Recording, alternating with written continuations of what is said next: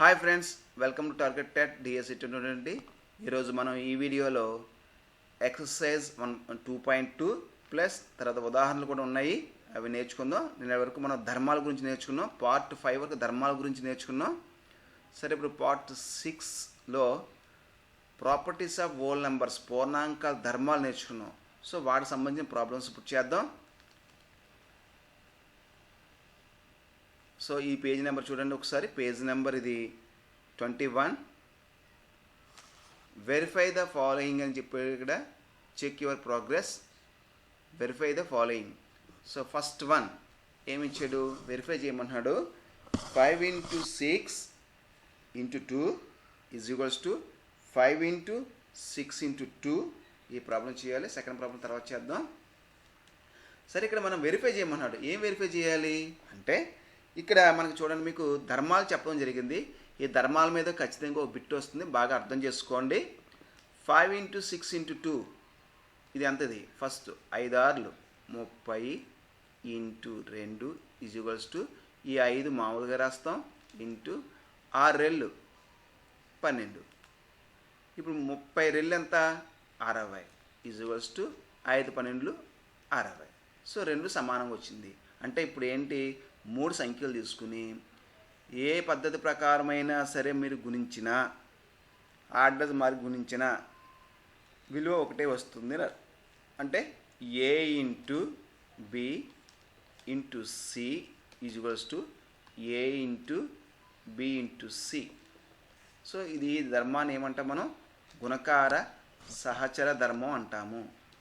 Okay, గుణకార సహచర ధర్మం అంటాము. పూర్ణాంకాల గుణకార సహచర ధర్మం అంటాం. Next second one, verify the following. 3 into 7 into 5 is equals to 3 into 7 into 5.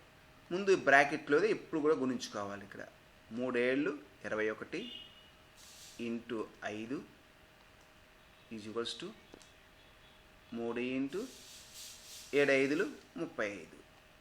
Okay, ఇప్పుడు 5 1 5 5 2 10. ఇప్పుడు ఇది 3 5 15 1 3 3 9 1 10 105. ఇది 105 వచ్చింది, 105 వచ్చింది. సో సమానంగా వచ్చింది. అంటే 3 7 5 అనే అంకెలను మీరు ఏ పద్ధతిలో గుణించినా సరే ఒకే విలువ వచ్చింది. చూడండి, 3 into 7 తీసుకున్నాం, ఈ ఆర్డర్లో తీసుకున్నాం. తర్వాత మళ్ళీ 7 into 5 తీసుకుని గుణించి తర్వాత ఇలాగ ఈ పద్ధతి ప్రకారం చేసాము, రెండు విలువలు ఒకటి వచ్చినాయి. సో ఇది గుణకార సహచర ధర్మం పాటిస్తుంది పూర్ణాంకాలు. ఓకే, ఇవన్నీ చెప్పడం జరిగింది మీకు. నెక్స్ట్ ఇప్పుడు మనం ఎగ్జాంపుల్స్ చేద్దాం. Find 196 plus 57 plus 4. 196 plus 57 plus 4కి ఇప్పుడు మనం ఏం చేద్దామంటే ముందుగా ఈ రెండింటికి బ్రాకెట్ పెడదాం. ఓకే, అదే నేను చేశాను. 196 plus 57 plus 4 is equals to, ఇప్పుడు చూడండి ఒకసారి ఈ 57 ప్లస్ 4ని చూడండి, A plus B is equals to B plus A కదా. ఇది ఏ ధర్మం? ఇది కామ్యుటేటివ్ ప్రాపర్టీ అంటారు. A plus B is equals to రెండు సంఖ్యలను ఏ విధంగానైనా కూడినా, అంటే ఏ ఆర్డర్లో కూడినా కానీ ఒకే విలువ వస్తుంది. ఓకే, 57 ప్లస్ 4 అన్నా 4 ప్లస్ 57 అన్నా ఒకటే. చేత చూడండి, ఇక్కడ 196 మామూలుగా రాశాను, ప్లస్ 4 ప్లస్ 57 రాసి ఏ ధర్మం అది? కామ్యుటేటివ్ ప్రాపర్టీ, స్థిత్యంతర ధర్మాన్ని వాడే నేను ఇక్కడ. స్థిత్యంతర ధర్మం లేదా వినిమయ ధర్మం అనొచ్చు. ఓకే, ఇప్పుడు చూడండి, ఈసారి ఈ రెండింటికి బ్రాకెట్ పెట్టాను. ఇప్పుడు ఈ రెండింటికి బ్రాకెట్ పెట్టి ఇక్కడ రాశాను. 196 ప్లస్ 4 ప్లస్ 57 రాశాను. ఇది ఏ ప్రాపర్టీ? ఇది అసోసియేటివ్ ప్రాపర్టీ, సహచర ధర్మం. సహచర ధర్మం ప్రకారం ఇలా రాశాను. అంటే ఇక్కడ ఏంటంటే మనం ఏం చేస్తామంటే 196 ప్లస్ 57 ప్లస్ 4 తీసుకున్నాను.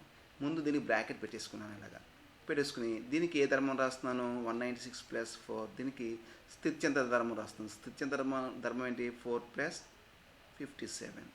ఓకే, ఇప్పుడు ఈ రెండు కలిపి మళ్ళీ అసోసియేటివ్ ధర్మం ప్రకారం 196 + 4 ఆ రెండింటిని కలిపి బ్రాకెట్ పెట్టుకుని +57 రాశాను.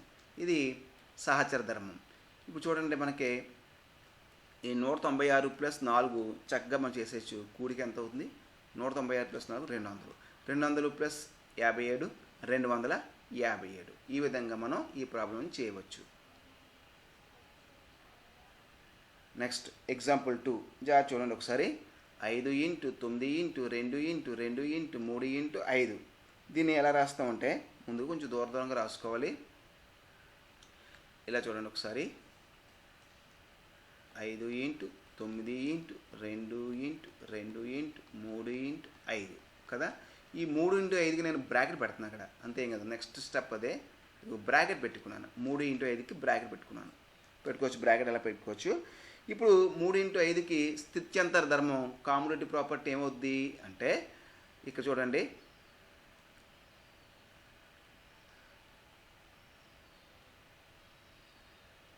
ఇక్కడ దీనికి కూడా ఈ 9 × 2 కూడా బ్రాకెట్ పెట్టుకోవాలి. పడలేదు కదా. సో దీనికి బ్రాకెట్ పెట్టాను, దీనికి బ్రాకెట్ పెట్టాను. ఇప్పుడు ఈ 9 × 2 బదులు 2 × 9 రాసుకోవచ్చు ఇక్కడ.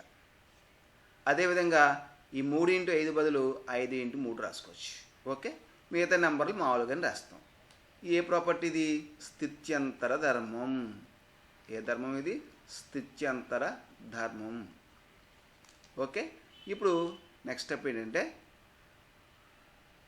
ఇప్పుడు అసోసియేటివ్ ధర్మం రాస్తాం, అంటే సహచర ధర్మం రాస్తాం. ఈ రెండింటికి బ్రాకెట్ పెట్టుకుంటాం. 5 × 2 × 9 ఇంటూ మళ్ళీ ఈ రెండింటికి బ్రాకెట్ పెడతాం. 2 × 5, ఇదిగో 2 × 5 × 3. ఇది ఏ ధర్మం? ఇది సహచర ధర్మం. సో అలా రాసుకోవచ్చు అన్నమాట. ఇప్పుడు 5 × 2 = 10, ఇంకో సరిపోయింది. నెక్స్ట్ ఇదేమో 9 ఇక్కడ రాసుకున్నాం. 2 × 5 = 10, ఇదిగో సరిపోయింది ఇక్కడ. 3 ఇక్కడ రాసుకున్నాం. ఇప్పుడు గుణించడం ఈజీ. 10 × 9 = 90, 10 × 3 = 30. ఇప్పుడు 90 × 30 2700. చూడండి ఒకసారి మళ్ళీ చెప్తాను, మీకు క్లియర్గా అర్థమవుద్ది. ఇలా ఇచ్చినప్పుడు ముందు మనం ఏం చేయాలంటే 5 × 9 × 2 × 2 × 3 × 5 ఇలా దూరంగా రాసుకుని ముందుగా ఏం చేయాలంటే ఇక్కడ మనం ఇక్కడ దీనికి 9 × ఈ 2కి ఏం చేస్తామంటే మనం బ్రాకెట్ పెట్టుకుంటాం. ఈ 9 × 2కి దీనికి బ్రాకెట్ పెట్టుకోండి. అదేవిధంగా ఈ 3 × 5కి బ్రాకెట్ పెట్టుకోండి. ఇప్పుడు 5 × ఈ 9 × 2ని 2 × 9 అని రాసుకోవచ్చు. ఇంటూ 2 ఇంటూ ఈ 3 × 5ని 5 × 3 అని రాసుకోవచ్చును. ఇప్పుడు ఇది ఏ ధర్మం? ఇది స్థిత్యంతర ధర్మం. ఇది ఏ ధర్మం? ఇది స్థిత్యంతర ధర్మం ప్రకారం. ఇప్పుడు సహచర ధర్మం ఏం చెప్తుంది అంటే A × B × C, A × B × C = A × B. A × Bకి bracket పెట్టుకోవాలి. అంటే ఈ 5కి 2కి బ్రాకెట్ పెడతాం. 5 × 2 అది బ్రాకెట్ పెట్టుకుని ఇంటూ 9 ఇంటూ మళ్ళీ ఈ 2 × 5కి బ్రాకెట్ పెడతాం. 2 × 5 ఇంటూ 3 రాస్తాం. ఇప్పుడు 5 × 2 = 10 ఇంటూ 9 ఇంటూ 2 × 5 = 10 ఇంటూ 3. 10 × 9 = 90 ఇంటూ 10 × 3 = 30 2 0 రాసేసుకుని 9 × 3 = 27. 2700 వచ్చింది. మనం ఎందుకు మార్చుకున్నాం అంటే ఇక్కడ చూడండి ఒకసారి. ఈ 2 గుణిస్తే ఏమవుద్ది? 5 × 2 = 10, 10 × 9 = 90. సో ఈ 2 ముందు రావడం కోసం అని చెప్పి ఇక్కడ మనం బ్రాకెట్ పెట్టుకుని స్థిత్యంతర ధర్మాన్ని ఉపయోగించామన్నమాట. ఓకే, అంటే గుణకారాలు సులభంగా చేయడానికి, కూడికలు సులభంగా చేయడానికి మనం ఈ పద్ధతుల్ని వాడుతుంటామన్నమాట. ఓకే,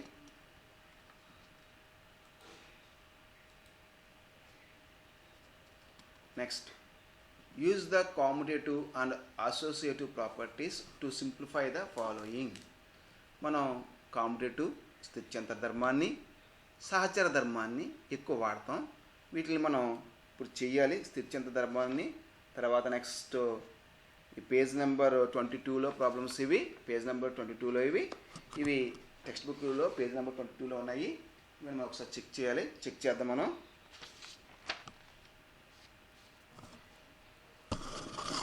ఇప్పుడు ఫస్ట్ ప్రాబ్లం ఏంటి, 319 ప్లస్ 69 ప్లస్ 81. దీన్ని చేద్దాం. ముందు మనం 319 ప్లస్ 69 ప్లస్ 81ని ముందుగా ఈ 319 ప్లస్ 69 ప్లస్ 81 ఇలా దూరంగా రాసుకుని ఇప్పుడు ఏం చేస్తానంటే ఈజుగోల్ పెట్టుకున్నాను. ఈ 69 ప్లస్ 81కి నేను బ్రాకెట్ పెడుతున్నాను. 319 ప్లస్ బ్రాకెట్ పెట్టి 69 ప్లస్ 81 రాశాను. ఇప్పుడు మనం కామ్యుటేటివ్ ప్రాపర్టీ స్థిత్యంతర ధర్మం ఏం చెప్తుంది, A plus B is equals to B plus A కదా. అంటే ఏని బిని కూడినా బిని ఏని కూడినా ఒకే విలువ వస్తుంది. కాబట్టి 69 ప్లస్ 81 అన్నా 81 ప్లస్ 69 అన్నా ఒకటే. అంటే ఇప్పుడు 319 ప్లస్ 81 ప్లస్ 69. ఓకే, ఇప్పుడు ఇది స్థిత్యంతర ధర్మం ప్రకారం మనం రాసుకున్నాం. స్థిత్యంతర ధర్మం లేదా వినిమయ ధర్మం, స్థిత్యంతర ధర్మం. నెక్స్ట్ మనం ఇప్పుడు ఏం చేయాలంటే చూడండి జాగ్రత్తగా, A plus B plus C is equals to A plus B plus C. సూత్రం A plus B plus C is equals to A plus B plus C. సహచర ధర్మం. ఇది ఏ ధర్మం, ఇది సహచర ధర్మం. దాని ప్రకారం ఇప్పుడు ఏం చేస్తాం, ఈ రెండింటికి బ్రాకెట్ పెడతాం. అంటే 319 ప్లస్ 81కి బ్రాకెట్ పెట్టి ప్లస్ 69 రాస్తాం. ఇప్పుడు 319 ప్లస్ 81 కూడితే ఈ ఒకటి వచ్చి ఈ 19 కూడితే 20 అవుతుంది. 80ని 320ని 400 అవుతుంది. 400 ప్లస్ 69 469. ఈ విధంగా మనం స్థిత్యంతర సహచర ధర్మాలను ఉపయోగించి కూడవచ్చు. Okay, next use the commutative and associative properties to simplify the following. మనం స్థిత్యంతర ధర్మాన్ని సహచర ధర్మాన్ని ఉపయోగించి వీటిని మనం సాల్వ్ చేయాలి. ఇది కూడా చూడండి సేమ్ మళ్ళీ ఇందాకట్లాగే 431 ప్లస్ 37 ప్లస్ 69 ప్లస్ 63 తీసుకోండి. ఇప్పుడు మనం ఏం చేయాలంటే 37 ప్లస్ 69కి బ్రాకెట్ పెడుతున్నాం. 39 ప్లస్ 69కి బ్రాకెట్ పెట్టుకున్నాను. ఓకే, 39 ప్లస్ 69కి నేను బ్రాకెట్ పెట్టుకున్నాను. ఇప్పుడు స్థిత్యంతర ధర్మం ప్రకారం ఈ 37ని 69ని మార్చుకోవచ్చు కదా. అంటే 431 ప్లస్ 69 ముందుకు వస్తుంది ప్లస్ 37 తర్వాత ప్లస్ 63. ఏ ధర్మం ఇది, స్థిత్యంతర ధర్మం. A plus B is equals to B plus A అనే స్థిత్యంతర ధర్మం ప్రకారం ఇది ఎక్కడికి మార్చేయండి. ఓకే, ఆ ధర్మం ప్రకారం. నెక్స్ట్ ఇప్పుడు మనం ఇంకోటి ఏం చేయొచ్చు అంటే అసోసియేటివ్ ధర్మం ప్రకారం. అంటే ఏంటి, సహచర ధర్మం ప్రకారం ఏ ప్లస్ బి ప్లస్ సి ప్రకారం ముందు ఈ రెండింటికి బ్రాకెట్ పెట్టుకోవాలి. 431 ప్లస్ 69 బ్రాకెట్ పెట్టేసుకుని ప్లస్ ఇంకేం మిగిలింది 37 ప్లస్ 63 మిగిలింది. ఈ 431 69 కలిపితే ఎంత, 431 69 కలిపితే 500 చెక్ చేసుకోండి. ప్లస్ ఇప్పుడు ఈ 37 ప్లస్ 63 ఎంత, 100 కదా, 100. ఇప్పుడు 500 ప్లస్ 100 600. ఈ విధంగా మనం ఈ ప్రాబ్లం చేయవచ్చు. నెక్స్ట్ ఏ ధర్మం ఉపయోగించామో కూడా రాసుకోవాలి ఇక్కడ. ఇది సహచర ధర్మం. ఈ ధర్మాలు ఖచ్చితంగా రావాలి, వస్తే ఈజీగా చేయగలుగుతాం. నెక్స్ట్ 2 × 71 × 5 కదా, 2 × 71 × 5. ఇప్పుడు మనం ఏం చేస్తామంటే ఈ 2 × 71 × 5 తీసుకోండి ఈజ్ఈక్వల్స్ టు, ఇప్పుడు దీన్ని స్థిత్యంతర ధర్మం ప్రకారం రాయొచ్చు కదా. 2 × 71 × 5ని 5 × 71 అని రాయొచ్చు. ఇది స్థిత్యంతర ధర్మం ప్రకారం. అంటే స్థిత్యంతర ధర్మం ఏం చెప్తుంది, A × B is equals to B × A కదా. ఓకే, ఇప్పుడు నెక్స్ట్ ఇదేంటిది, A × B × C is equals to A × B into C. Okay, ఇప్పుడు ఈ రెండు గుణించుకోను కదా, 2 ఇంటూ 5 ఇంటూ 71. సి అనేది 71 చివర రాసుకోవాలి. ఇది అంతది 2 5 10 ఇంటూ 71. ఇప్పుడు ఈజీ అన్నమాట. 0 ఇక్కడ రాసేసుకుంటాం, చివర 1 1 1 1 7 7 710 వచ్చింది. ఇలాగా మనం సులభంగా చేయవచ్చు. Next fourth one, 50 plus 17 plus 2. 50 plus 17 50 into 17 into 2. 50 into 17 into 2. Okay, ఇప్పుడు 50 ఇంటూ 70 ఇంటూ 2 తీసుకోండి, ఈజ్వల్ పెట్టుకుని ఇక్కడ ఈ 17 ఇంటూ 2కి బ్రాకెట్ పెట్టుకోండి. ఇప్పుడు A into B is equals to B into A అనే స్థిత్యంతర ధర్మం ప్రకారం, ఇదే వస్తుంది స్థిత్యంతర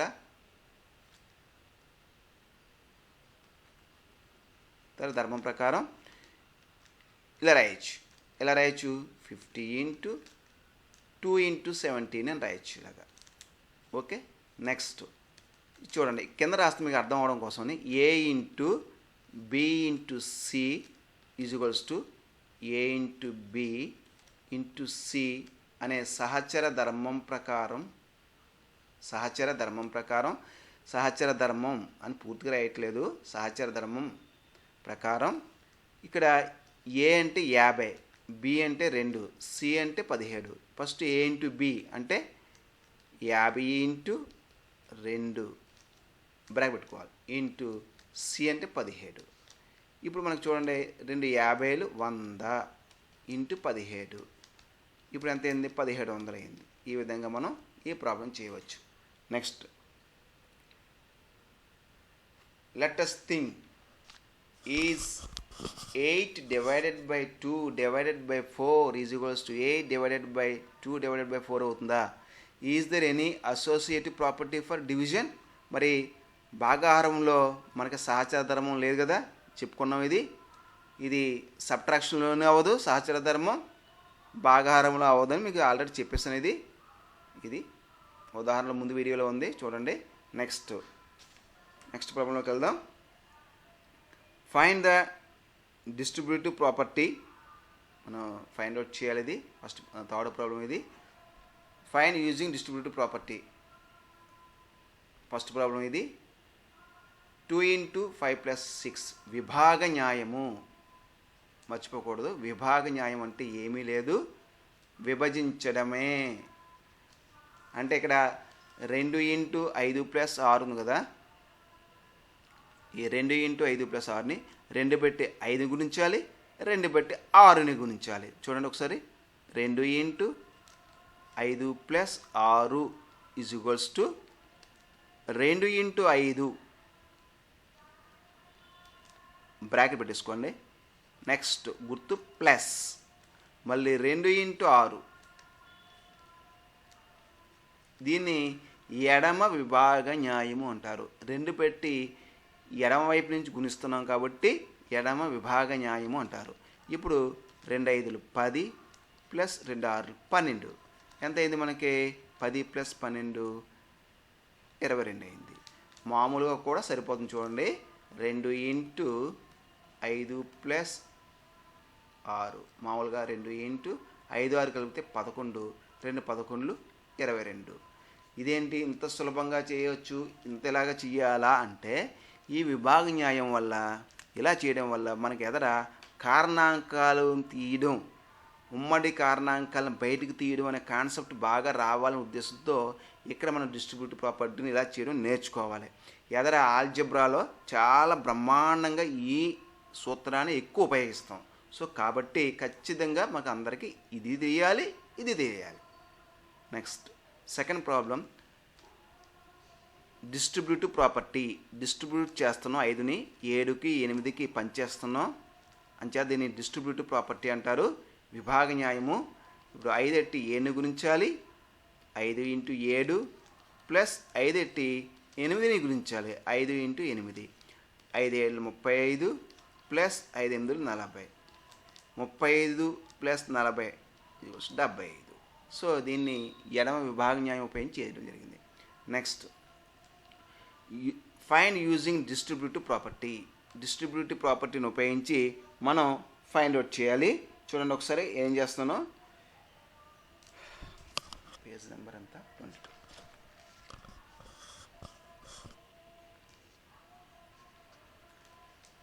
19 into 7 ప్లస్ 19 into 3 కదా. దీనికి ఇలా బ్రాకెట్ పెట్టుకోండి, దీనికి ఇలా బ్రాకెట్ పెట్టుకోండి, దీనికి ఇలా బ్రాకెట్ పెట్టుకోండి. దీన్ని మనం రెండు పద్ధతిలో మనం చేసుకోవచ్చు, రెండు పద్ధతులు కూడా చేయొచ్చు. ఇది అంటే ఇప్పుడు చూడండి, ఇందాక చెప్పారు మీకు ఎదర వస్తుందని చెప్పి కదా, ఆల్జబ్రాలో వస్తుంది, ఇక్కడ కూడా వచ్చేసింది. ఇక్కడ 19 ఉంది, 19 ఇంటూ ఉంది, ఇక్కడ 19 ఇంటూ ఉంది. దీనికి కామన్ తీస్తాం, రెండు ఆటల్లోనే ఉంది, రెండు పదాల్లో ఉంది. ఇది ఒక పదము, ఇది ఒక పదము. ఈ రెండు పదాల్లో ఈ 19 ఇంటూ ఉంది కాబట్టి 19 ఇంటూ నేను బయటికి లాగేస్తున్నాను. బాగా పెట్టుకోవాలి. అప్పుడు బ్రాకెట్ పెట్టుకోని ఇలాగా. ఈ 19 ఇంటూ బయటపోయింది, ఈ 19 ఇంటూ బయటపోయింది. రెండింటిలో బదులు ఒకటిసారి రాసుకుని సరిపోతుంది. ఇప్పుడు 7 రాసుకోండి, 7. ఇప్పుడు మిగిలింది ప్లస్ రాయండి, +3 రాయండి. ఇప్పుడు 19 ఇంటూ 7 + 3 10. 10 19 10లు 190. ఓకే, ఇది ఆన్సర్ 190. ఇంత సులువుగా చేయొచ్చు. ఇదే దాన్ని మామూలుగా కూడా మనం చేయొచ్చు. 19 ఇంటూ 7 ప్లస్ 19 ఇంటూ 3, దీన్ని ఇలా కూడా చేయొచ్చు. 19 7 133 ప్లస్ 19 3 57, రెండు కలిపితే మనకి 190 అయింది. సో సరిపోయింది కదా. ఇప్పుడు ఆ రెండు గుణించేసాం. ఇప్పుడు ఇక్కడ కామన్ తీసుకొచ్చేసాం, కామన్ తీయకుండా అక్కడ చేసాం. ఓకే, సరే. ఇంకో విధంగా కూడా చేయొచ్చు దీన్ని. మనకి ఏంటంటే డిస్ట్రిబ్యూటివ్ ప్రాపర్టీ ఉంది కదా, 19 into 7 ప్లస్ 19 into 3. దీనికి ఏం రాస్తాం? 19 into 7 + 3 అని రాసేసుకుంటాం డైరెక్ట్. మన కామన్ తీయకుండానే, కామన్ తీయండి అని చెప్పాను ఇక్కడ. ఇది జ్ఞాపకం పెట్టుకుంటే చాలా మంచిది. సో 19 into 7 + 3 ఎంత? 10. 19 10s 190. సో ఈ విధంగా కూడా మనం చేసుకోవచ్చు. Okay, next example 3. 12 into 75 using distributive property. మనం డిస్ట్రిబ్యూటివ్ ప్రాపర్టీని ఉపయోగించి 12 into 75ని ఫైండ్ అవుట్ చేయాలి. ఇప్పుడు 12 into 75 తీసుకుందాం. That is equals to 12 into విభాగ న్యాయం రాయాలంటే ముందు ఈ 75ని ఏం చేయాలంటే 70 + 5 అని రాయవచ్చు. 75 అని రాయొచ్చు, 70 + 5 అని రాయొచ్చు. ఆల్రెడీ చెప్పేశాను.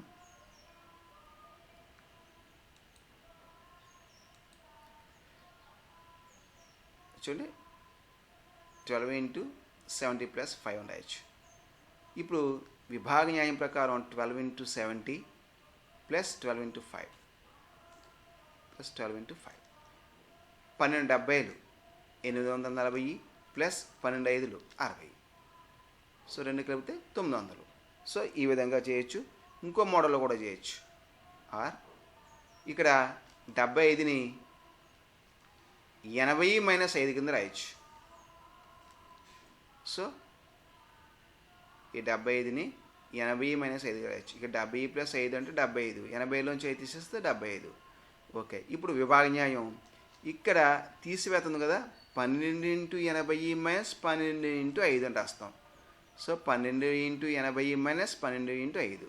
ఇప్పుడు 12 80 ఎంత మనకి 960 మైనస్ 12 5లు 60 తీసేస్తే 900. ఈ విధంగా మనం డిస్ట్రిబ్యూటివ్ ప్రాపర్టీని ఉపయోగించి ఈ ప్రాబ్లమ్స్ని చేయవచ్చు విభాగ న్యాయం ఉపయోగించి. నెక్స్ట్